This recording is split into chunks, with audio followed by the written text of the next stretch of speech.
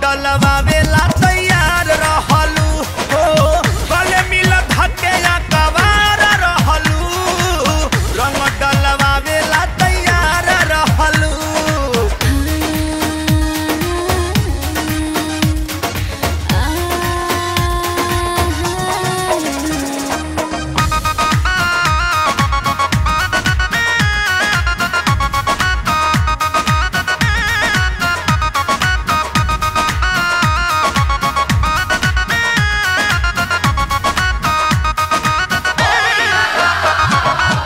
पहिले करत रहलू हमके न माना अब काहे लगलू छुपावे खजाना अब काहे लगलू छुपावे खजाना।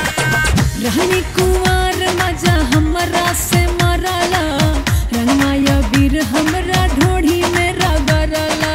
फगुआ हयज हमरा के तू कर जन कन्फ्यूज पिचकारी के रंगवा के पर करी बोला यूज हो देते रहलू मजा मजेदार रहलू रंग डलवावेला तैयार रहलू गले मिल धके या कवार रहलू रंग डलवावेला तैयार रहलू।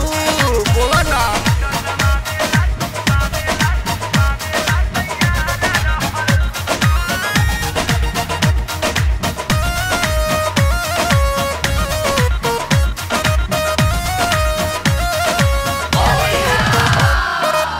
मिलते मरद हमके गईलू भुलाई तू ही बतावा होली कैसे मनाई तू ही बतावा होली कैसे मनाई।